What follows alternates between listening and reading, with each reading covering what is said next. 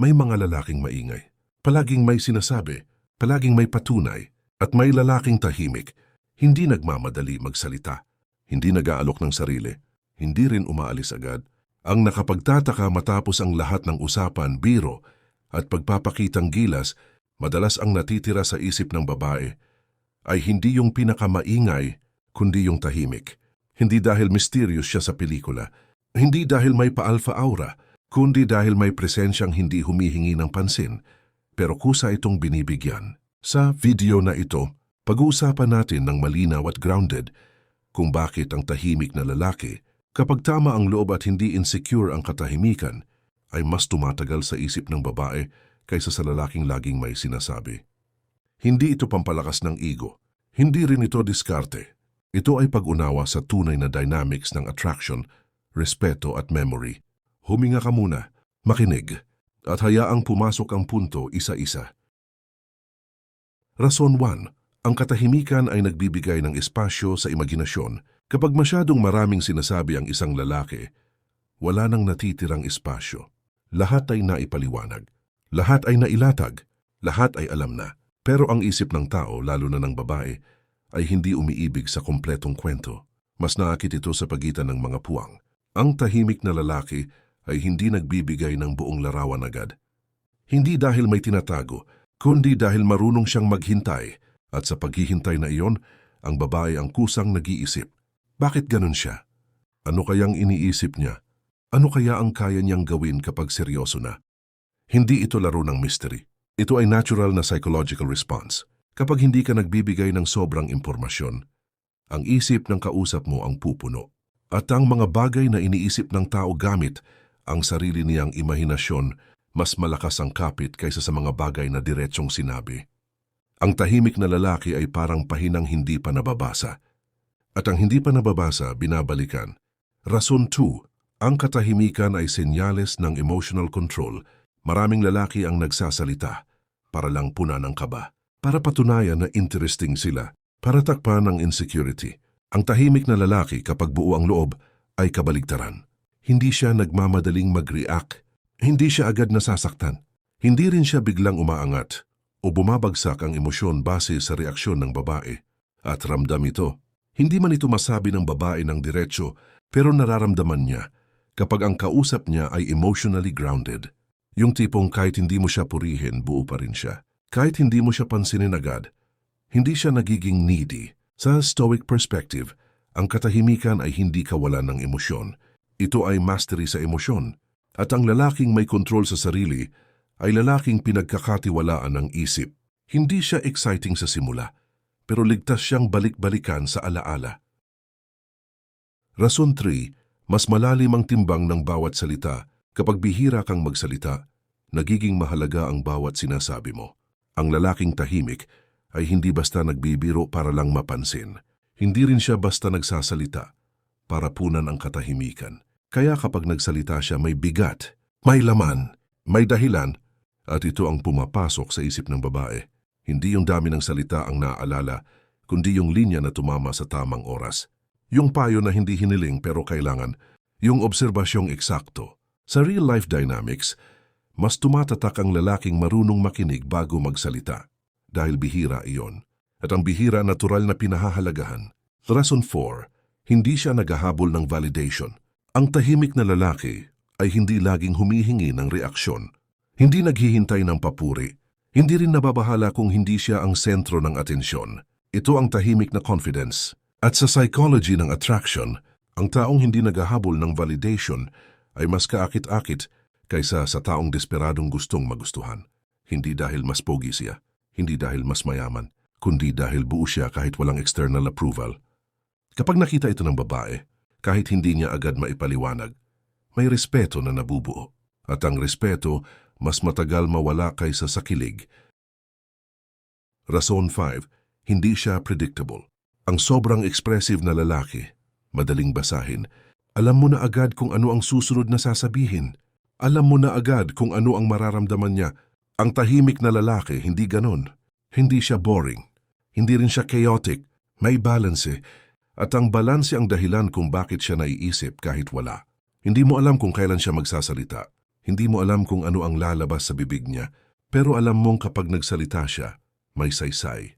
At ito ang bumabalik sa isip ng babae sa tahimik na oras. Hindi dahil curious lang siya, kundi dahil may presence na hindi nawawala, kahit wala na sa eksena. Rason 6, hindi siya umaasa sa salita para magpakalalaki. Maraming lalaki ang ginagawang salita ang panangga. Kwento ng achievements, kwento ng plano, kwento ng kung sino sila dapat. Ang tahimik na lalaki, mas kumikilos kaysa nagsasalita. Hindi niya kailangang ipaalam lahat. Hindi niya kailangang ipaliwanag ang sarili palagi. At ito ang masculine frame na hindi pilit. Ang lalaking hindi umaasa sa salita para patunayan ang sarili ay lalaking may direksyon. At ang direksyon, kahit hindi pa malinaw sa babae, ay nararamdaman. Ito ang dahilan kung bakit minsan bigla mo na lang siyang naiisip. Hindi mo alam kung bakit, pero alam mong may dating. Rason 7. Ang tahimik na lalaki ay hindi emotionally reactive. Isa sa mga hindi agad napapansin, pero malakas ang epekto ay ito. Ang tahimik na lalaki ay bihirang maging reactive. Hindi siya agad nagtatampo. Hindi rin siya biglang nagiging defensive. At hindi siya sumasabog kapag may hindi pabor sa kanya. Sa perspective ng babae, malaking bagay ito kahit hindi niya namamalayan. Bakit? Dahil ang emotional reactivity ay senyales ng kawalan ng kontrol. At ang kawalan ng kontrol kahit pabalot ng lambing o humor ay nakakapagod sa katagalan. Ang lalaking tahimik ay may emotional pause, may pagitan ng stimulus at response. Sa stoic mindset, dito nasusukat ang maturity. Hindi sa kung gaano ka ka-expressive, kundi sa kung gaano ka ka-stable kapag may pressure. At ang lalaking stable sa emosyon ay lalaking hindi nagiging burden sa isip ng babae. Sa halip, siya ang nagiging pahingahan ng isip. Kaya kahit wala na siya sa eksena, bumabalik ang alaala niya. Dahil bihira ang ganong klaseng katahimikan. Rason 8, hindi siya nagbibigay ng false intimacy. Maraming lalaki ang mabilis magbukas. Mabilis mag-share ng trauma. Mabilis magsabi ng special ka. Sa una parang malalim. Pero madalas mababaw ang pundasyon. Ang tahimik na lalaki ay kabaligtaran. Hindi siya basta nagbibigay ng emotional access. Hindi dahil malamig siya, kundi dahil pinahahalagahan niya ang lalim. Ang intimacy para sa kanya ay hindi shortcut. Ito ay proseso. At sa psychology ng babae, ang mga bagay na pinaghirapan, makuha ay mas pinanghahawakan kaysa sa mga bagay na agad ibinigay. Hindi siya nagmamadaling pumasok sa emotional closeness. Kaya kapag pumasok na ramdam na totoo. Ito ang dahilan kung bakit kahit tapos na ang interaction, may tanong pa ring naiwan sa isip ng babae. At kung ganito siya sa simula, paano kaya kapag mas malalim na? At ang tanong na yan paulit-ulit bumabalik. Rason 9, may sarili siyang mundo na hindi umiikot sa isang tao. Ang tahimik na lalaki ay may buhay kahit wala ang babae. May sariling routine. May sariling prinsipyo, may sariling direksyon. Hindi siya umiikot sa atensyon ng isang tao at ito ang hindi sinasadyang nakakaakit.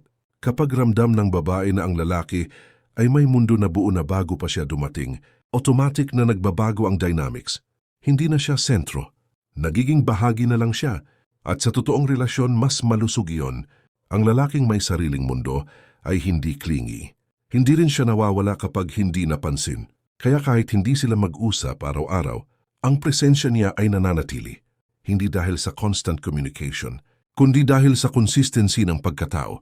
Rason 10, hindi siya umaasa sa external drama para maging interesting. Maraming relasyon ang nabubuhay sa drama. Away bati tampuhan sa losan? Ito ang nagiging fuel ng connection.